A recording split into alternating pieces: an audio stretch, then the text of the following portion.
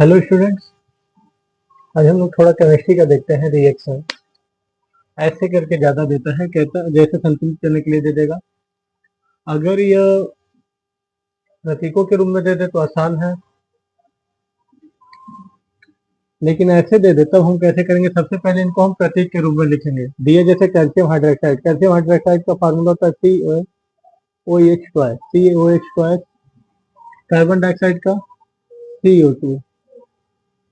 सबसे पहले हम प्रतीकों के रूप में लिखेंगे और क्या बनना उसको लिखेंगे। कैल्शियम कार्बोनेट का फार्मूला होता है CaCO3 प्लस जल का सूत्र H2O।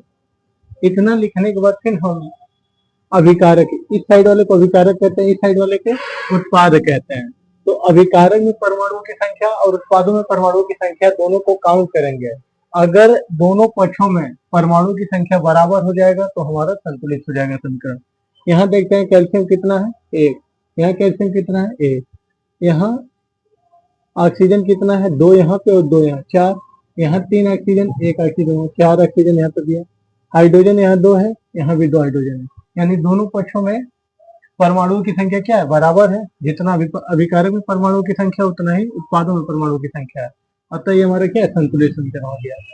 ऐसे इसका बेरियम क्लोराइड का सूत्र होता है BaCl2, पोटेशियम क्लोराइड का KCl, सॉरी पोटेशियम सल्फेट है, इसका हो जाएगा K2SO4। इससे बनना बेरियम सल्फेट।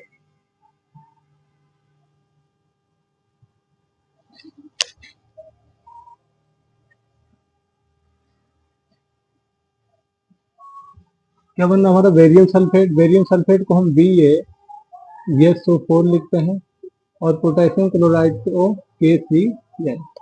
अब यहाँ परमाणु की संख्या देख लेते हैं। यहाँ Ba कितना है 1, SO4 1, इधर SO4 1 है, SO4 1, ठीक है। यहाँ K 2 है और 2 Cl, इधर K पोटेशियम और C क्लोरीन कितना 1 1 है, तो हम 2 यहाँ लगा देंगे। ये 2, ये भी परमाणु की संख्या क्या हो गया, बराबर। इसे ही कहते हैं संतुलित करना। अब ये देखते हैं जिंक प्लस सल्फ्यूरिक अम्ल। जिंक का सूत्र होता है Zn, सल्फ्यूरिक अम्ल H2SO4।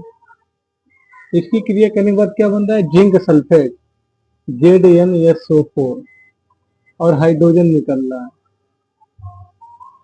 देख लेते हैं परमाणु की संख्या। इधर Zn कितना है हमारा, Zn में परमाणु की संख्या 1 है, इधर भी Zn में परमाणु की संख्या 1 है। SO4 1 है, यहाँ पे भी SO4 1 है। हाइड्रोजन यहाँ 2 है, 2 हाइड्रोजन, यानी हमारा संतुलित है। सिल्वर नाइट्रेट का देख लेते हैं। सिल्वर नाइट्रेट का होता है AgNO3। जिंक क्लोराइड का ZnCl। सिल्वर क्लोराइड का AgCl और जिंक नाइट्रेट का ZnNO3 ट्वाइस होता है। जिंक नाइट्रेट का सूत्र होता है ZnNO3 ट्वाइस। अब संतुलित करते देखते हैं। यहाँ सिल्वर 1 है, सिल्वर 1 है। क्लोरीन यहाँ पे 2 है, यहाँ पे क्लोरीन 1 है। जिंक की बात करें, यहाँ जिंक 1 है, जिंक 1 है। यहाँ NO3 1 है, यहाँ NO3 कितना है 2 है। तो हम क्या करेंगे, यहाँ पे 2 लगा देंगे और यहाँ 2 लगा देंगे। ये हमारा क्या हो जाएगा, संतुलित हो जाएगा। तो जब भी संतुलित करने के लिए ऐसे दे तो सबसे पहले हम प्रतीकों के रूप में लिखेंगे।